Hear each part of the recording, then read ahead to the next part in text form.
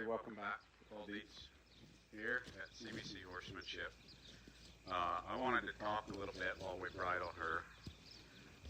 Again, I show this again and again because I see so many people bridling poorly and chasing their head up, and it's really easy.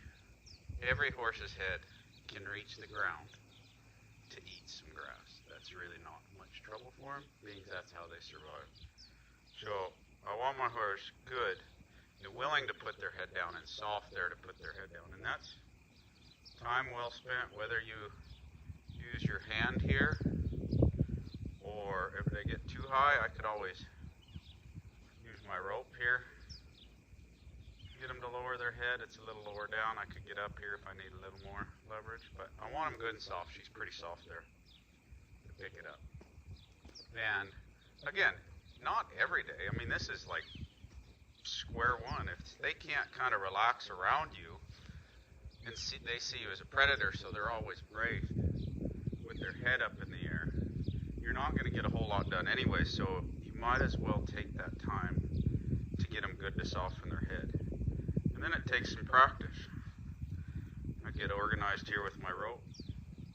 My friend Ray Harmon, he used to say, if you're ever jumping out of an airplane, carry a bunch of rope, because if they run out of parachutes, you can just grab it and it'll get tangled up on something on the way down. So he used to tell me that all the time. But I want to get organized, so I got my lead on my right hand, so if I needed to get a hold of her, I could. And then I got my McCarty, not looped, but wrapped over my left arm there. I could put my reins over her head as well. If she goes to evade there, I'm going to get my fingers over her nose, so that if she roots out, she roots into my fingers there. When she opens her mouth, I pull the bit up with my right hand.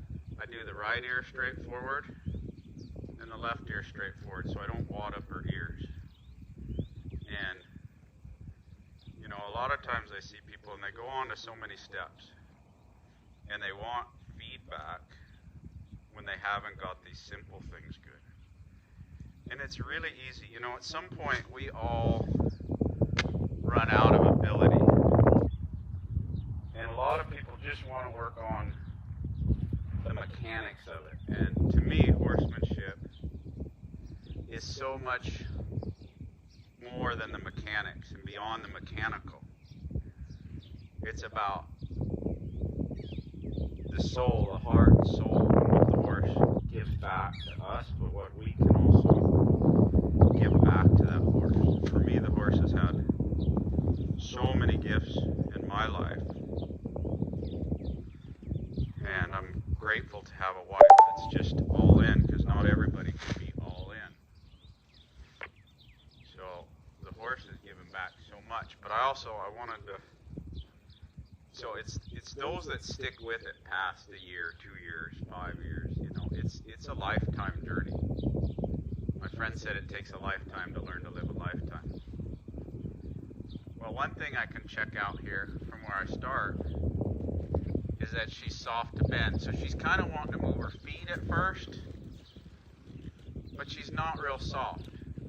So if you weren't confident in riding one, again, this is stuff you could do long before you've ever gotten on them. When I reach for her, that was a little better.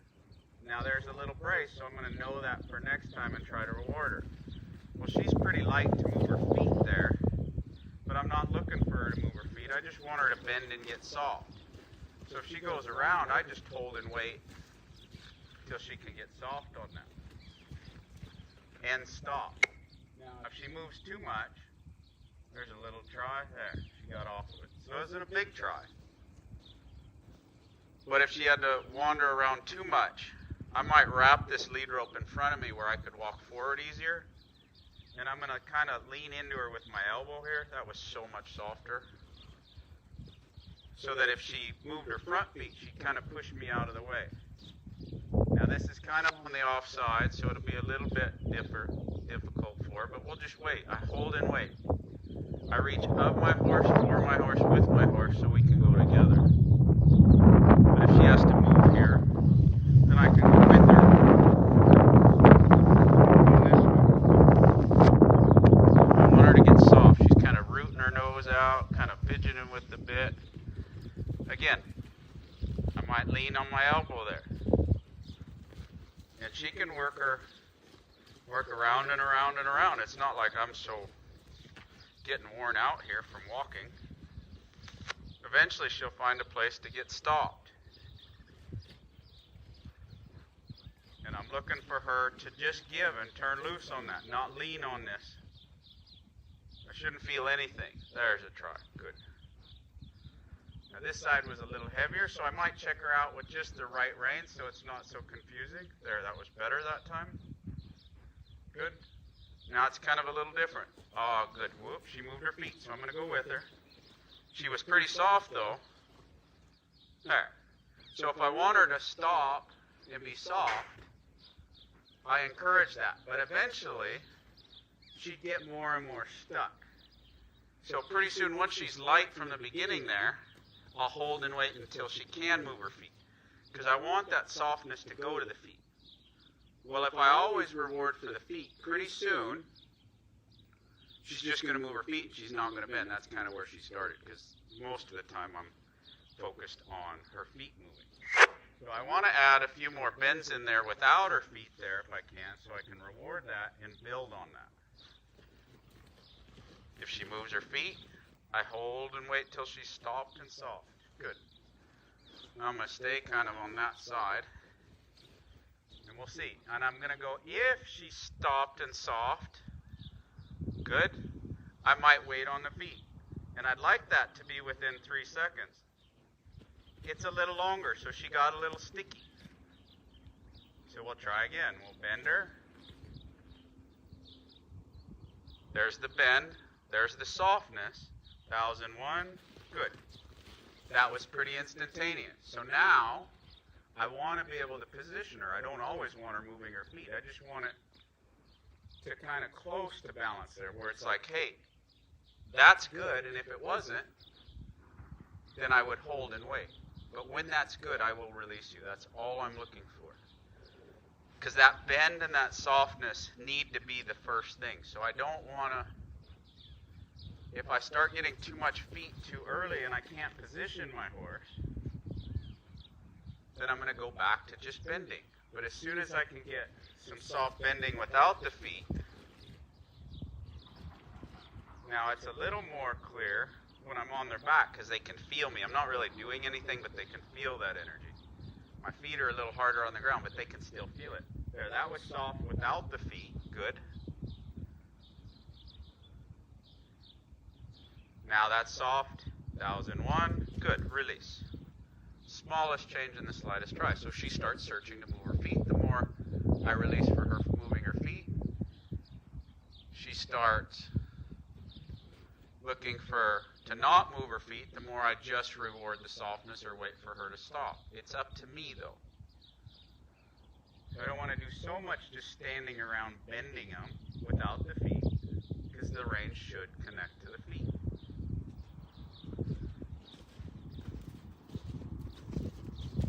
So, and again, a lot of people will overthink that or make it mechanical. It's about a feel. I'm trying to build in my horse one mind, one body, where they separate that. So I have to have a plan before I start, and I can help them. Like if she just went round and round and round for 20 minutes, I could always make that a little more difficult. But she did pretty good there. So we'll check her out again. We'll bend her. Now I don't want the feet. She's thinking of moving the feet. That's wrong. But I'm not going to kill her for it. I'm going to be like, hey, it's okay. Wasn't quite exactly it. The bend was it. So I released for what I wanted. Good. That was exactly it. So I rewarded. We'll check out the other side.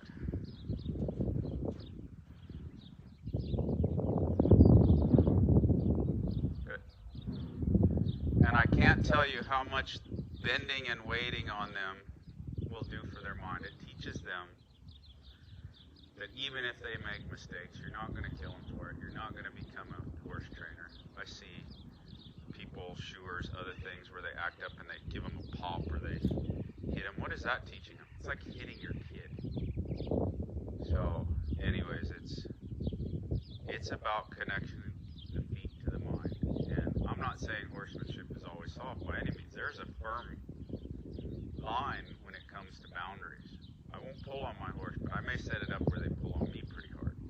But I want them to come off their own pressure and find it with their mind, and then get it to where it becomes easier and easier. If I wanted to start doing something, I want to see it to get better. I don't always want to be all over the board doing everything. I want to stay on a subject, just like we did in school. Stay on one subject until that gets better and better and better.